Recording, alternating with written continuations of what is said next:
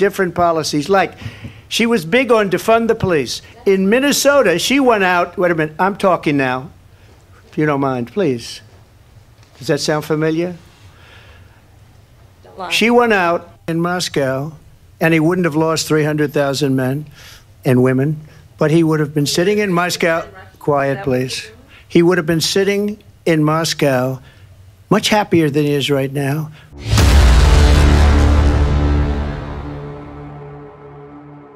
So as you already know, the presidential debate between Donald Trump and Kamala Harris wrapped up.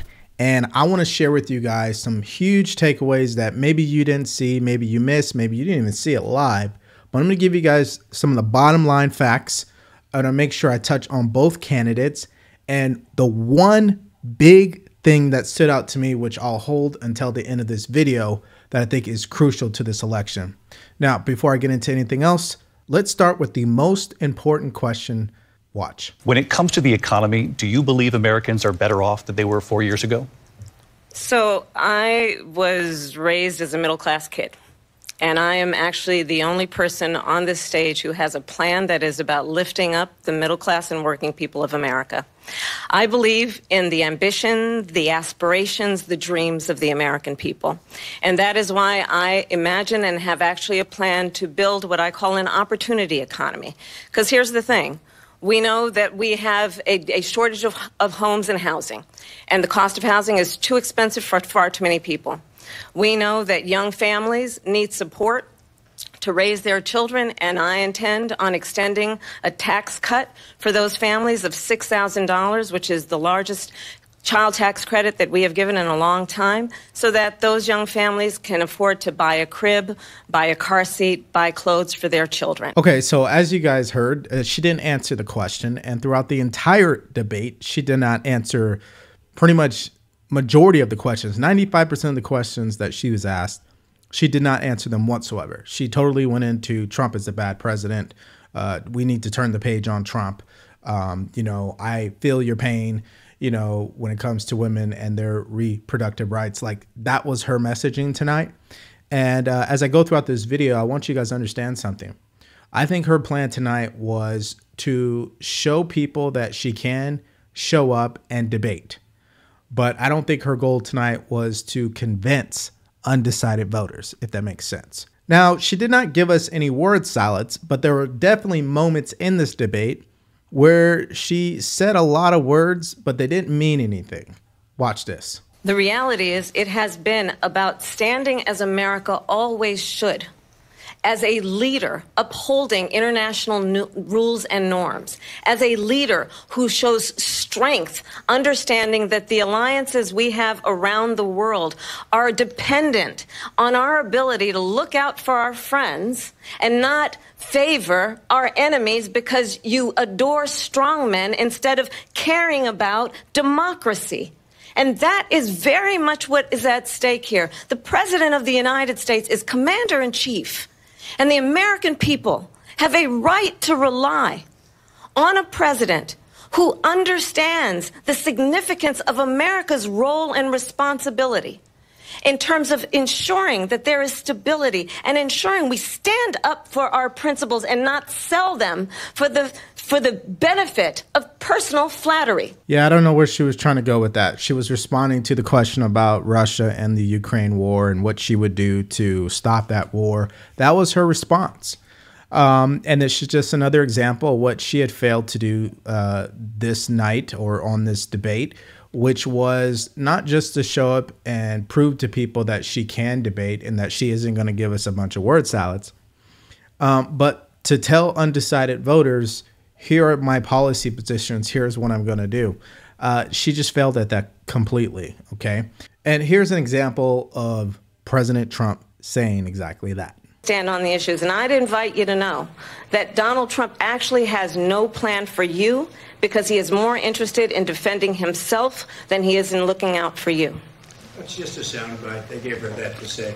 Look, I went to the Wharton School of Finance, and many of those professors, the top professors, think my plan is a brilliant plan. It's a great plan. It's a plan that's going to bring up our worth, our value as a country. It's going to make people want to be able to go and work and create jobs and create a lot of good, solid money for our country. Just to finish off, she doesn't have a plan. She copied Biden's plan, and it's like 4 sentences, like run, spot, run. 4 sentences that are just, we'll try and lower taxes. She doesn't have a plan. Take a look at her plan. She doesn't have a plan. Yeah, he's spot on. She doesn't have a plan. We know this. This is who the Democrats are. They don't lead with policy. They lead with personality.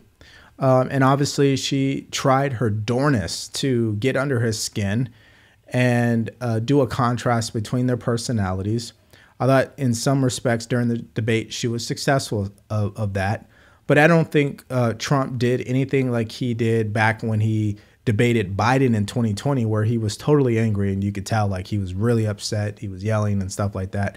That didn't happen in this debate. He was very passionate is what I would call it. So obviously, if she doesn't have plans, what does she stand for? And this is what Trump was trying to point out during the debate, those flip-flop policies and where she stood 3 or 4 years ago. Watch this. To let criminals that killed people, that burned down Minneapolis, she went out and raised money to get them out of jail. She did things that nobody would ever think of. Now she wants to do transgender operations on illegal aliens that are in prison. This is a radical left liberal that would do this. She wants to confiscate your guns, and she will never allow fracking in Pennsylvania. If she won the election, fracking in Pennsylvania will end on day one. Yeah, so, he brought those things up, because the moderators were not going to do it, by the way. I don't believe I'm going to give the moderators any attention in this video because they were poor, okay? It was pretty much 3-on-1, but we knew that going in. So we're not going to complain about it. We knew that going in. But all things considered, he did bring up her record. He did bring up her policy positions. And she really didn't have much to say about it, if at all. Now, there was one moment in the debate that I thought really stood out to me as far as how he challenged her. I think you're going to like this. Watch this. I ask you this. You talk about the Capitol. Why are we allowing these millions of people to come through on the southern border? How come she's not doing anything? And I'll tell you what I would do, and I would be very proud to do it. I would say we would both leave this debate right now. I'd like to see her go down to Washington, D.C. during this debate because we're wasting a lot of time. Go down to, because she's been so bad, it's so ridiculous. Go down to Washington, D.C. and let her sign a bill to close up the border because they have the right to do it. They don't need bills. They have the right to do it. The president of the United States, you'll get him out of bed. You'll wake him up at 4 o'clock in the afternoon. Right. You'll say, come on down to the office. Let's sign a bill. If he signs a bill that the border is closed, all he has to do is say it to the Border Patrol, who are phenomenal. If they do that, the border is closed. Yeah, so as you could see, her face, that's how she was the entire night. She was staring at him. She was giving him looks. Her tone of her voice wasn't sincere. I don't think it works for her that well. I know she has to come off as being confident, but I don't think that tone of voice really works for her when it comes to the undecided voters. Now, I thought that was a great challenge. I think it speaks to the idea that, hey, you've been in office for the last 3.5 years. Why haven't you done it? Right? Like, why don't you do it right now? And that's what a lot of voters who think for themselves will come to the conclusion over when it comes to Kamala Harris is, well, why hasn't she been doing it? Or why hasn't she been talking about it? I think her biggest mistake is not separating herself from Joe Biden. I think that will catch up to her for sure. Now, on that topic of why doesn't she do it right now, there's one thing that you got to tip your hat on when it came to Trump in this debate, how he finished. So she just started by saying she's going to do this, she's going to do that, she's going to do all these wonderful things. Why hasn't she done it? She's been there for 3.5 years. They've had 3.5 years to fix the border. They've had 3.5 years to create jobs and all the things we talked about. Why hasn't she done it? She should leave right now, go down to that beautiful White House, go to the Capitol, get everyone together and do the things you want to do, but you haven't done it and you won't do it because you believe in things that the American people don't believe in. You believe in things like we're not going to frack. We're not going to take fossil fuel. We're not going to do things that are going to make this country strong, whether you like it or not. Germany tried that, and within 1 year, they were back to building normal energy plants. We're not ready for it. We can't sacrifice our country for the sake of bad vision. But I just ask one simple question. Why didn't she do it? We're a failing nation. We're a nation that's in serious decline. We're being laughed at all over the world. All over the world, they're laughing. I know the leaders very well. They're coming to see me. They call me. We're laughed at all over the world. They don't understand what happened to us as a nation. We're not a leader. We don't have any idea what's going on. We have wars going on in the Middle East. We have wars going on with Russia and Ukraine. We're going to end up in a third world war, and it'll be a war like no other because of nuclear weapons, the power of weaponry. I rebuilt our entire military. She gave a lot of it away to the Taliban. She gave it to Afghanistan. What these people have done to our country, and maybe toughest of all, is allowing millions of people to come into our country. Many of them are criminals, and they're destroying our country. The worst president, the worst vice president in the history of our country. Yeah, so that was his tone for a majority of the night. He was very passionate, very amped up, and it's almost like he went into the debate trying to match the emotion that a lot of Americans have right now, where they're just fed up. They're tired. They're angry and frustrated at what the government has done over the last 3.5 years. And we're talking about Kamala Harris and Joe Biden. So will that work for him? I like to think so. I don't think it hurts him. I think it doesn't help him when it comes to how the media is going to spin it, of course. But obviously, we'll see what the polls end up saying. I don't think this is going to move the polls whatsoever. Honestly, I don't think this debate really did anything. And I don't think this debate really helped her either. I think what it did is it helped her get more confidence from her base, because her base didn't know for 100% would she be able to show up to this debate and not have a word salad, right? So I think she checked that box. But as far as the box when it came to the undecided voters, well, I don't think she did anything to sell them at all. So, of course, this leads us to what those voters had to say. So they were watching, and different news platforms did interview them. And here's just a few of them and what they had to say about this. Watch. He spoke facts. She just basically repeated everything that Biden has said in the past. What were your thoughts?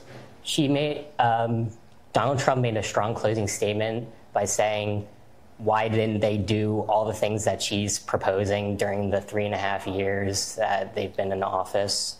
And Biden did this entire moderate stance back in 2020, and she's trying to do it again in 2024, but she didn't talk about her policy changes between 2020 and 2024. Her whole centrist moderate stance is just a facade. Yeah, now these are voters in Pennsylvania. Now, obviously, these are just 5 of them, so they don't represent everybody in Pennsylvania, but they represent a percentage of Pennsylvania, right?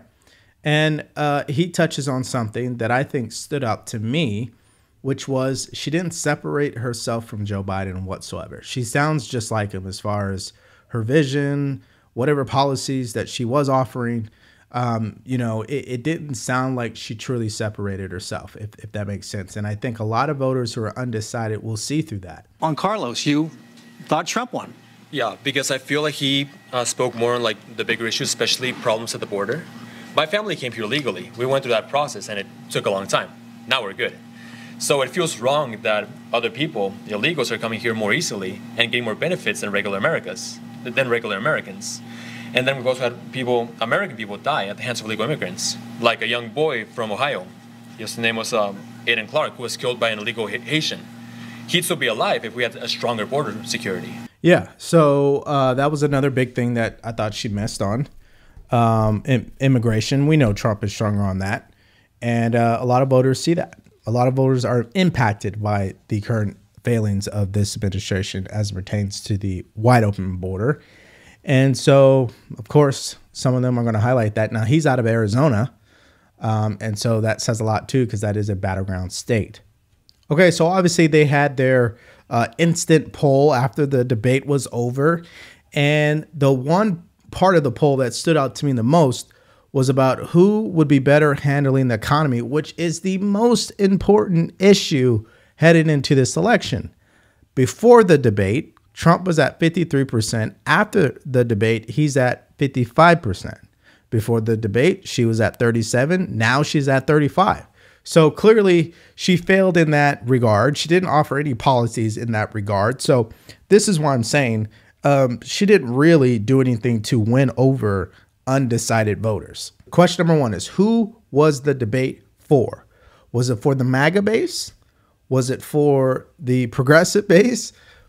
Or was it for the people in the middle, the people who were undecided? Now, my answer is this debate was for the undecided voters. Okay, question number two.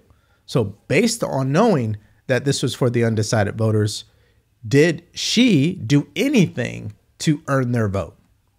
My answer is no, she did not. Did Donald Trump do anything to lose their vote? No, he did not. So when you watch the corporate media, because you know they're biased, they're going to try to make you believe that he had a disastrous debate, he didn't do a great job, he said this, he said that. At the end of the day, Donald Trump does not need the debate. She needs the debate. Because people who are going to vote for him, they're already going to vote for him. And there's nothing that's going to change. It's about the people that were on the fence that wanted to give her a chance. And in my opinion, unless they do a second debate, she blew her chance because she did not speak to those voters. Now, my second point is she was so obsessed with Trump. She was staring at him the entire debate, and she focused more on him instead of focusing on the issues that matter to these undecided voters. But the fact of the matter is, it doesn't matter what the media thinks. What matters is what those undecided voters think. And you heard from them, some of them. She didn't do anything to earn their vote tonight. She was focused on personality and not policy. And Trump was focused on policy and defending his record, which is interesting, right? And that's my mindset. What about you? Did you watch the debate live? Did you follow me on the live stream? If you didn't, I'll link it in the description below. You could check it out for yourself. But what were your takeaways from the debate? Drop them in the comment section below. I want to say thank you for checking out the video today. Stay grateful, stay focused, and stay true. Peace.